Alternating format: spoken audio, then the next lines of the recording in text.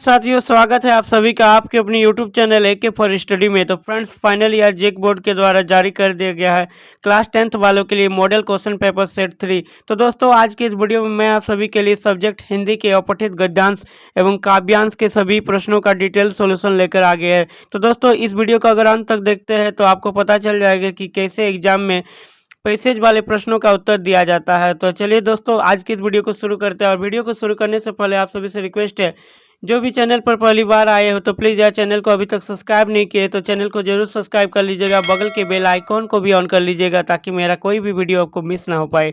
तो चलिए फ्रेंड्स, शुरू करते हैं। तो देखिए, खंड को यानी कि अपठित गद्यांश एवं काव्यांश वाले पाठ को देख रहे हैं। तो क्वेश्चन नंबर 1 देखिए फ्रेंड्स, निम्नलिखित गद्यांश को ध्यानपूर्वक पढ़कर उससे पूछे गए प्रश्नों के उत्तर दीजिए। देखिए, आपके सामने एक गद्यांश दिया हुआ है, यानी कि एक स्टोरी दिया हुआ एक पैसेज है, जिसको हम लोग को अच्छा से पढ़कर उस पर आधारित पूछे गए प्रश्नों का उत्तर देना है। तो चलिए, आपके सामने मैं इस गद्यांश को पढ़ के सुनाता हूँ। इस मॉडल क्वेश्चन पेपर सेट का डायरेक्ट डाउनलोडिंग लिंक मैंने नीचे डिस्क्रिप्शन पर दे दिया है, वहाँ से आप लोग डाउनलोड कर लीजिएगा और इसको आप लोग पढ़ सकते हैं और नोट्स कर सकते हैं। तो चलिए, प्रकृति का संतुलन बिगाड़ने की दिशा में मनुष्य 200-300 वर्षों के दौरान इतना अधिक बढ़ चुका है कि अब पीछे हटना असंभव सा लगता है। जिस गति से हम विभिन्न क्षेत्रों में प्राकृतिक संतुलन बिगाड़ते रहे हैं। जी हाँ फ्रेंड्स, प्रकृति का संतुलन मनुष्य के दिन 200-300 वर्षों के दौरान मनुष्य इतना ज़्यादा बढ़ रहा है, जिससे प्रकृति पर भी छेड़छाड़ करने लगा। प्रकृति यानी कि ये जो एक गद्यांश है फ्रेंड्स, ये प्राकृतिक पर आधारित है, यानी कि वनों की कटाई पर। तो चलिए आगे देखते हैं। जिस गति से हम विभिन्न क्षेत्रों में प्राकृतिक संतुलन बिगाड़ते रहे हैं, उनमें कोई भी कमी व्यवहारिक नहीं प्रतीत होती, क्योंकि हमारी अर्थव्यवस्थाएं और दैनिक आवश्यकताएं उस गति के साथ जुड़ सी गई है। क्या हमें ज्ञात नहीं है कि जिसे हम अपना आहार समझ रहे हैं, वह वस्तु तो हमारा दैनिक विष है। जी हाँ फ्रेंड्स, बहुत ज़्यादा पेड़ पौधों की कटाई करने से क्या होता है, पर्यावरण असंतुलित हो जाता है, जो सामूहिक आत्महत्या की दिशा में हमें लिए जा रहा है।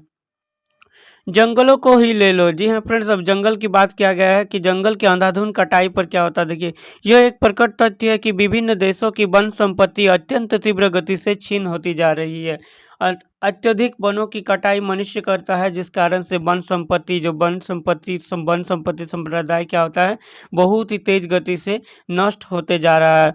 भारत के विभिन्न प्रदेशों, विशेषकर पूर्वांचल के राज्यों तराई, उत्तर प्रदेश, हिमाचल प्रदेश आदि को जंगल भारी संख्या में काटे जा रहे हैं। खूब अच्छी तरह यह जानते हुए भी कि जंगलों को काटना का मतलब होगा भूमि को आरक्षित करना। जी हाँ फ्रेंड्स, ये बहुत ही दुखद बात है हम सभी के लिए।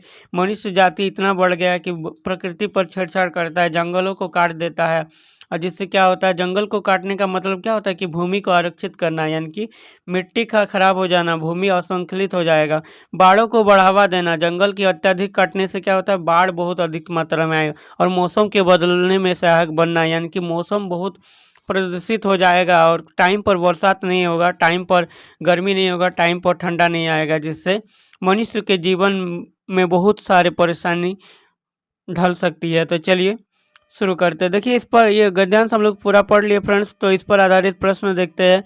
प्रश्न देखिए, सही विकल्प को चुने, यानी कि विकल्प वाले प्रश्न है, 4 ऑप्शन वाले हैं। देखिए, फर्स्ट क्वेश्चन क्या है फ्रेंड्स, हमारा दैनिक विष क्या है। फर्स्ट क्वेश्चन नंबर 1 देखिए, तंबाकू सेवन, मदिरा सेवन, भोज्य पदार्थ, शीतल पेय। तो हमारा दैनिक उपरोक्त गद्यांश के अनुसार हमारा दैनिक विष क्या है फ्रेंड्स, भोज्य पदार्थ। ऑप्शन नंबर गो। देखिए, तंबाकू सेवन नहीं मारिएगा, नहीं तो गलत हो जाएगा। चलिए नेक्स्ट क्वेश्चन। क्वेश्चन नंबर 2 देखिए फ्रेंड्स, क्या है, प्रकृति का संतुलन बिगाड़ने का काम कौन कर रहा है। तो प्रकृति का संतुलन बिगाड़ने का काम मनुष्य कर रहा है। जी हाँ फ्रेंड्स, आदमी कर रहा है। हम ही लोग तो पेड़ पौधों की अत्यधिक कटाई करते हैं, जिससे क्या होता है, प्रकृति का संतुलन बिगड़ जाता है। तो चलिए नेक्स्ट देखते हैं फ्रेंड्स। बहुत ही आसान है फ्रेंड्स, इसी तरह आपके एग्जाम में गद्यांश देखने को मिलेगा और इसी तरह से आपको अच्छा से पढ़कर उस पर आधारित प्रश्नों का उत्तर देना है। देखिए क्वेश्चन नंबर 3 देखिए फ्रेंड्स, क्या कह रहा है, छीन शब्द का अर्थ क्या है। छीन का अर्थ होता है फ्रेंड नष्ट। तो ऑप्शन नंबर घ, नष्ट हो जाएगा, यानी कि खत्म होना। तो चलिए क्वेश्चन नंबर 4 देखिए फ्रेंड्स, क्या है, जंगलों को काटने का क्या मतलब होगा। खेत बनाना, भूमि को आरक्षित करना, फर्नीचर बनाना, रास्ता बनाना। तो जंगलों को काटने का मतलब होगा भूमि को आरक्षित करना। ऑप्शन नंबर ख। तो चलिए नेक्स्ट क्वेश्चन, देखिए फ्रेंड्स, अब फिल इन द ब्लैंक्स वाले हैं, यानी कि रिक्त स्थानों की पूर्ति करें। उपयुक्त गद्यांश के आधार पर रिक्त स्थानों की पूर्ति करें। देखिए ऊपर के गद्यांश पर आधारित रिक्त स्थान वाले प्रश्न दिए, जिसे हम अपना आहार समझ रहे हैं वो हमारा क्या है, यहाँ पर क्या होगा फ्रेंड्स, वो हमारा दैनिक विष है, विष होगा, दैनिक विष। चलिए नेक्स्ट क्वेश्चन, क्वेश्चन नंबर 6। वह संपदा अत्यंत तीव्र गति से क्या होगा, यहाँ छीन होगा, छीन, ये अक्षर फ्रेंड्स छीन। चलिए, तो अब चलिए इस पर अति लघु उत्तर ये प्रश्न को देखते हैं कैसे आंसर देना है। देखिए फ्रेंड्स, इसको हम क्वेश्चन को पढ़ के आपको आंसर बता देते हैं, और आप लोग अगर गद्यांश को अच्छा से पढ़ेंगे तो आपको भी समझ में आ जाएगा कि क्या उत्तर देना है इसका। देखिए, वन संपदा को नष्ट करने के क्या परिणाम हो सकते हैं। देखिए फ्रेंड्स, ये बहुत इजी क्वेश्चन है इस पर आधारित।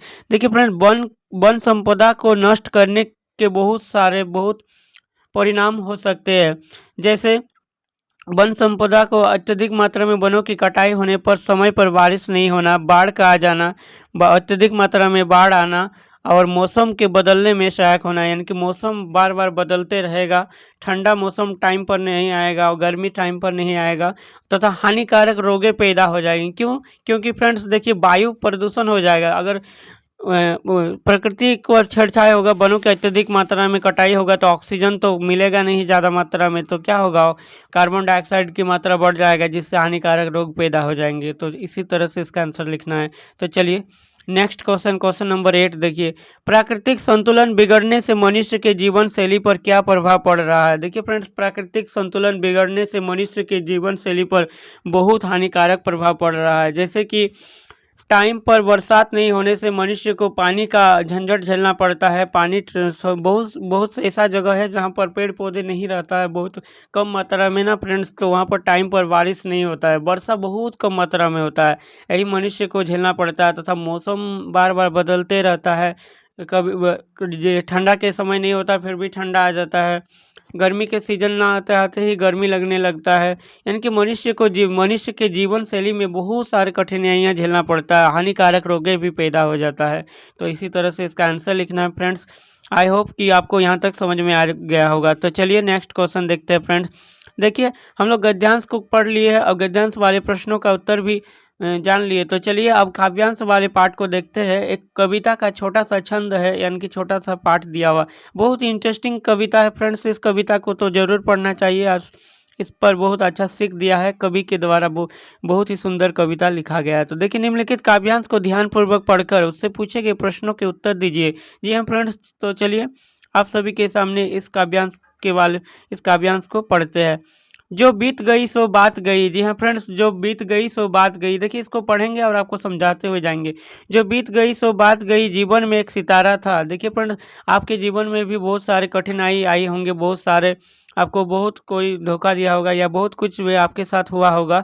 तो वो बात आप भूल जाइए, जो बात एक बार हुआ है वो तो फिर लौट के नहीं आएगा। वही चीज़ इस कवि के द्वारा इस कविता के माध्यम से बताया जा रहा है। जो बीत गई सो बात गई, जीवन में एक सितारा था, माना वो बहुत प्यारा था, वो डूब गया तो डूब गया। देखिए फ्रेंड्स, आप सभी स्टूडेंट क्लास 10th का एग्जाम देने वाले इस बार, अभी तक जो भी मेरे साथी अच्छा से नहीं पढ़े हैं, तो देखिए उसके पास वो लोग सोच रहा है कि अभी तो नहीं पढ़े, तो अभी तो हम लोग के पास बहुत सारा टाइम था फिर भी नहीं पढ़े, अब कुछ समय में क्या होगा। तो देखिए फ्रेंड्स, आप लोग से भी रिलेटेड ये पोएम, जो ये कविता है, आपसे भी रिलेटेड है। कैसे कि आप लोग भी वो चीज़ भूल जाइए कि जो बीत गई सो बात गई, यानी कि जो टाइम पार हो गया उसको भूल जाइए। अभी आपके पास जो टाइम है उसको अच्छा से पकड़ कर उस टाइम पर भी अच्छा से तैयारी करके अच्छा मार्क्स ऑब्टेन किया जा सकता है। तो इस बात पर भी ख्याल रखिए। और जो बीत गई, यानी कि जो बात अगर आपके पास कोई आपसे रिलेटेड कुछ इंटरेस्टिंग चीज़ है जो आप मतलब ख़त्म हो गया, आपसे वो नहीं हो पाया, तो उसको आप भूल जाइए, वही आपके लिए बेटर हो सकता है। यही चीज़ बोल रहा है। तो जो बीत गई सो बात गई, जीवन में एक सितारा था, माना वो बहुत प्यारा था। जी हम फ्रेंड्स, बहुत बहुत आदमी के लिए अपना प्यारा चीज़ होता है, तो वो डूब गया तो डूब गया, अगर वो चला गया तो डूब गया, मतलब क्या, वो ख़त्म हो गया। अगर चला गया तो क्या दिक्कत, चला गया। अंबर का आनंद को देखो, कितना इसका तारा टूटा, कितना इसका प्यारा छोटा, जो छूट गए फिर कहाँ मिला, पर बोलो टूटो तारों पर कब अंबर शोक मनाता। जी हाँ फ्रेंड्स, देखिए अंबर, कितना मस्त एग्जाम्पल दिया। अंबर मीन्स आसमान। देखिए आसमान में बहुत सारे तारे होते हैं, उसमें से एक दो तारा टूट कर गिर जाते हैं, वो तारा भी तो आसमान के लिए बहुत प्यारा होता है। लेकिन उस तारा से तारा टूटने से क्या होता है, वो तो उस तारा टूटने पर उसको शोक नहीं मनाता है, तो फिर उसी तरह से आपको शोक नहीं मनाना है। आपके जीवन में भी बहुत सारे आपके प्यार छूट गए होंगे, या आपका कोई साथी आपको धोखा दे दिया होगा फ्रेंड्स, तो उस बात को भूल जाना ही बेटर है आगे लाइफ के लिए। यही इस पोएम में सीख मिलता है कवि के द्वारा। तो देखिए, जो छूट गए फिर कहाँ मिला, पर बोलो टूटो तारा पर कब अंबर शोक मनाता है, जो बीत गई सो बात गई, जीवन में वो था एक कुसुम। देखिए कुसुम, कुसुम मीन्स फूल होता है फ्रेंड्स, जीवन में वो था एक कुसुम। कुसुम मीन्स फूल, प्यारा भी बोल सकते हैं। उस पर नित्य निछावर तुम, तो बोल रहा है कि उस पर अपना नित्य निछावर मतलब पूरा जीवन क्यों व्यर्थ करना चाहता है, जो बात गया तो गया। देखिए फ्रेंड्स, यहाँ पर कुसुम है, मेरे सभी साथी कुसुम को कुछ और रिलेटेड नहीं माने, मतलब आपके बहुत सारे गर्लफ्रेंड वगैरह होता है, कुसुम लड़की का नाम नहीं है फ्रेंड्स। यहाँ कुसुम मतलब होता है क्या, फूल, फूल से रिलेटेड है, यानी कि जो जीवन में अच्छी प्यारा चीज़ आप पर था, वो क्या हुआ आपके पास, वो चला गया, छीन गया, या कहीं वो आपको धोखा दिया, कुछ भी हो आपका इम्पोर्टेंट पर्सन या इम्पोर्टेंट कोई चीज़, तो उससे शोक नहीं मनाना है। वही बता रहा है कवि के द्वारा इस लिखित कविता से। वो सूख गया तो सूख गया, बोल रहा है कि वो सूख गया तो सूख गया, मधुबन की छाती को देखो सूखी कितनी इसकी कलियां हैं। मधुबन मीन्स पूरे संसार, बोल रहा है कि संसार को तो देखो, इसमें कितना सारा कोई क्षति होता है, इसमें क्या कभी बाढ़ आ जाता है, कभी कुछ भी हो जाता है, भूकंप आ जाता है, उसमें बहुत सारे आदमी मरते हैं, बहुत कुछ नष्ट हो जाता है। तो इसमें क्या मधुबन तो शोक नहीं मनाता है, यानी कि पूरे संसार तो शोक नहीं मनाता है, जिस पर बीतता है वही कुछ दिन शोक मनाता है। सूखी कितनी इसकी कलियां, मुरझाई कितनी वलरियां। जी हाँ फ्रेंड, जब फूल होता है किसी पौधा में, तो उस पर जो है ना फूल होते होते कलियां ही पहले मुरझा जाती है, फूल नहीं बन पाता, तो क्या उस फूल का पौधा शोक मनाता है? तो बोला अरे यार चलो, एक गया तो क्या हुआ, दूसरा फिर तो कली होगा, उससे फिर फूल होगा। तो इसी प्रकार से अपने जीवन पर भी लक्ष्य बना के चलना होगा, और जो बात आपसे नहीं हुआ, जो बीत गया सो बीत गया, उसको बात भुला देना ही चाहिए। इस कवि के द्वारा जो लिखा गया कविता है बहुत ही बेहद प्यारा है, खास करके हमको तो बहुत अच्छा लगा। फ्रेंड्स, आप सभी को अगर अच्छा लगा है तो प्लीज़ कमेंट में ज़रूर बताइएगा। तो चलिए आगे देखते हैं। कितनी बलरियां जो मुरझाई फिर कहाँ खिली, पर बोलो सूखो फूलों पर कब मधुबन शोर मचाता है, जो बीत गई सो बात गई, जो बीत गई सो बात गई। जी हाँ फ्रेंड्स, बहुत ही सुंदर, बहुत ही बेहद प्यारा कविता है, कवि के द्वारा प्रस्तुत किया गया ये कविता वो जीवन की सच्चाई पर आधारित है। तो चलिए इस पर आधारित प्रश्नों को देखते हैं, आखिर क्या कहा गया है। देखिए, सही विकल्प को चुने। उपयुक्त काव्यांश के अनुसार टूटे तारे पर कौन शोक नहीं मनाता है। देखिए फ्रेंड्स, हम लोग कविता का जो पार्ट पढ़े उसमें क्या पता चला कि टूटे तारों पर कौन शोक नहीं मनाता है। तो 4 ऑप्शन है, मधुबन, अंबर, धरती, बगीचा। तो अंबर मीन्स आसमान, आसमान के एक दो तारे अगर टूट जाएगा तो कभी उस पर शोक नहीं मनाता है। जी हाँ फ्रेंड्स, ऑप्शन नंबर ख इज राइट। इसी प्रकार से काव्यांश वाले पार्ट का भी आंसर आपको पढ़ के देना है, एग्जाम में कोई भी आए तो उससे आपको इसमें, ताकि आपको नंबर ना काटे। तो इस वीडियो को अंत तक जरूर बना रहिएगा फ्रेंड्स, आप सभी को बहुत कुछ सीखने को मिल जाएगा।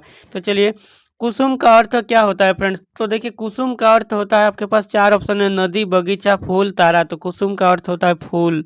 देखिए कुसुम का बहुत साथी कुसुम का अर्थ कुछ और ही समझ लिया था। तो चलिए खैर छोड़िए उसको, आगे देखते हैं। मधुबन किसका प्रतीक है। संसार का, शहद का, भौरा का, मदिरालय का। तो मधुबन प्रतीक है किसका फ्रेंड्स, संसार का। ऑप्शन नंबर क इज राइट। तो चलिए नेक्स्ट क्वेश्चन। किसके सूखने पर मधुबन शोर नहीं मचाता है। नदी के, प्राण के, फूल के, तारे के। तो किसके सूखने पर मधुबन शोर नहीं मचाता है, फूल के। ऑप्शन नंबर ग इज राइट। तो चलिए नेक्स्ट क्वेश्चन।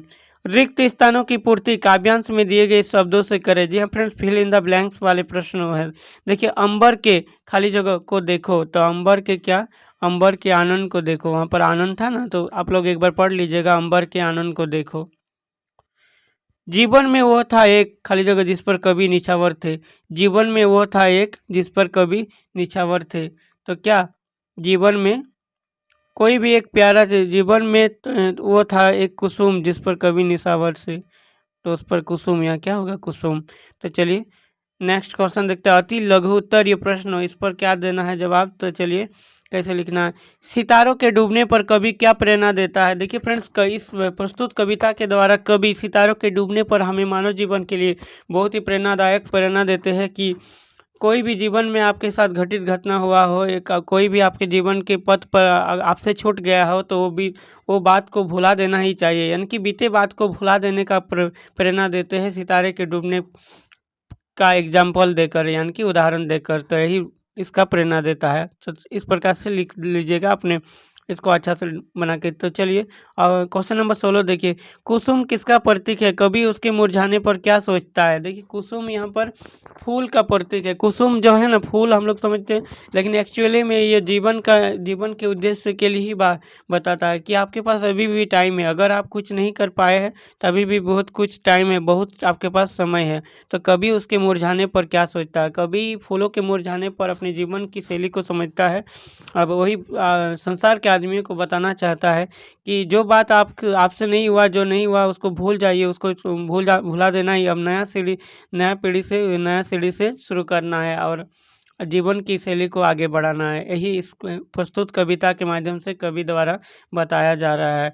तो चलिए फ्रेंड्स, आज के इस वीडियो में हम लोग सभी काव्यांश और गद्यांश के सभी प्रश्नों का उत्तर जान लिए। तो फ्रेंड्स, आपके एग्जाम में इसी तरह से काव्यांश और गद्यांश का पार्ट दिया जाएगा, इसी तरह से क्वेश्चन पूछा जाएगा आने वाले एग्जाम में। तो फ्रेंड्स, इसी तरह से आंसर देना है। तो जो भी फ्रेंड्स मेरे साथी चैनल पर पहली बार आए हो तो प्लीज़ यार चैनल को अभी तक सब्सक्राइब नहीं किए तो चैनल को ज़रूर सब्सक्राइब कर लीजिएगा, क्योंकि मेरे इस चैनल पर आप सभी के लिए मैं ऐसे ही वीडियो लाता रहता हूँ। और अगर आपको यह वीडियो अच्छा लगा है तो प्लीज़ इस वीडियो को एक लाइक कर दीजिएगा और मेरे चैनल की प्लेलिस्ट पर जरूर जाइएगा, जिसका लिंक मैंने नीचे डिस्क्रिप्शन पर दे दिया है।